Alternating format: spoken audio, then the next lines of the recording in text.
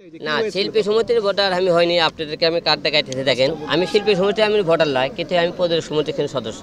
এমনি আমার কাছে গোস্ত নেই, আপনার যে চাপাচাপি করেন আমি তো কমিটি ভর্তা হয়ে যাবো।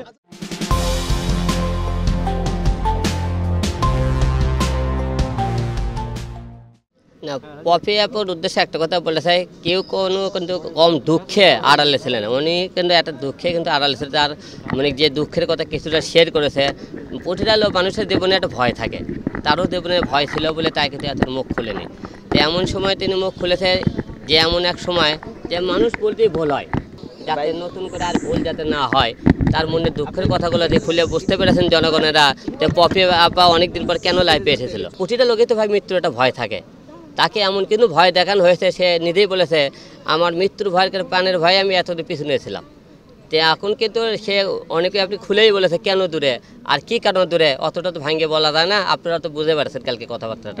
না, শিল্পী সমিতির ভোটার আমি হয়নি। আপনাদেরকে আমি কার্ড দেখাইতেছি, দেখেন আমি শিল্পী সমিতি আমি ভোটার নয়, কিন্তু আমি প্রদেশ সমিতির সদস্য। আমার কাছে কার্ডও আছে, ঠিক আছে।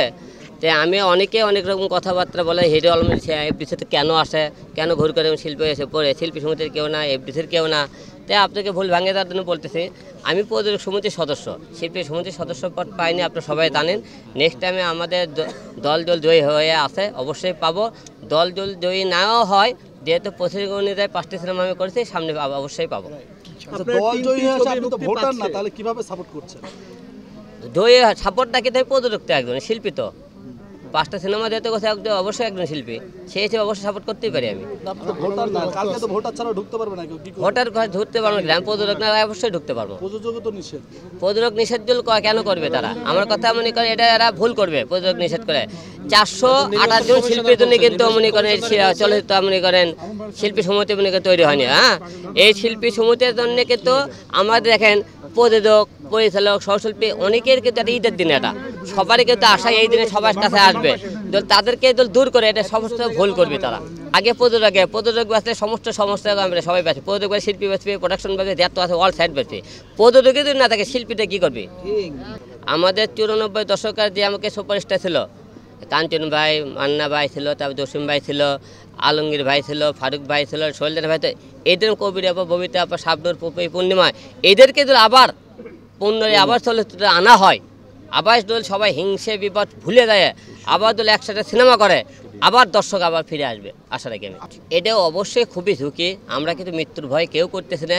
মানুষ একটা লোক কাউকে যদি পছন্দ করে, কাউকে যদি ভালো লাগা মানুষ হয়, এর মৃত্যুর কথা ভুলে যায়। তো মৃত্যুর কথা দিলে মানুষ ভাবতোই, তাহলে এত পাপও করলো না, হেনে এত ঝগড়া বিবাদ হতো না, এত মনে রাজনীতি হতো না, মৃত্যুর কথা কেউ ভাবেই না। আপনি যদি সামনে ইনশাল্লাহ যদি আপনি এই সমিতির সদস্য পদ লাভ করেন, তাহলে ভবিষ্যতে কি আপনি নির্বাচন করবেন, এবং নির্বাচন করলে কোন পদে করতে চান? শিল্পী সমিতির সদস্য পদ না পাঠিয়ে মনে করেন যত মনে সমস্যা, আর সদস্য পদ পাইলে কোন পদে দাঁড়াবো ওই কথা শুনলে তো আমি সদস্য পদই পাবো না। তার আমি আগে সদস্য পদ পাই, তারপরে আমাকে চিন্তা ভাবনা করবো যে আমি হলে কোন পদে ভোটে দাঁড়াবো। সবাই আপনাকে আতঙ্ক মনে করে কেন? হিরো আলমের জায়গায় এসে সবাই একটা স্টেপ নিতে চায়, সবাই একটু দাঁড়িয়ে যায়, একটু পজ নেয় কেন? জনপ্রিয়তা মনে করেন, জনপ্রিয়তা একটু সবার শীর্ষে একটু হিরো আলম আলোচনাই করেন আর সমালোচনাই করেন। হিরো আলম একটু বেশি একটু এগিয়ে, এই জন্য মানুষের এই ধরনের ঘটনা আমার বিরুদ্ধে রাখতেই পারে। কিন্তু আগামীকাল নির্বাচন, কিন্তু এখন পর্যন্ত আমরা পরিমণিকে দেখতে পাচ্ছি না। পরিমণির বিষয়ে আপনি কোনো আপনার কাছে কোনো ইনফরমেশন আছে? না, এখন কারো বিরুদ্ধে কোনো ইনফরমেশন আমার কাছে নাই। আচ্ছা, ঠিক আছে, ধন্যবাদ ভাই। ঠিক আছে ভাই, ধন্যবাদ ভাইয়া, ধন্যবাদ ভাই। আপনাকে রেস্টে আচ্ছা, আস্তে আরে কি আছে? সংবাদ, ফিচার ও অনুষ্ঠানের জন্য ভিজিট করুন সংবাদ প্রকাশের ওয়েবসাইট এবং যুক্ত থাকুন ফেসবুক পেজ ও ইউটিউব চ্যানেলের সঙ্গে।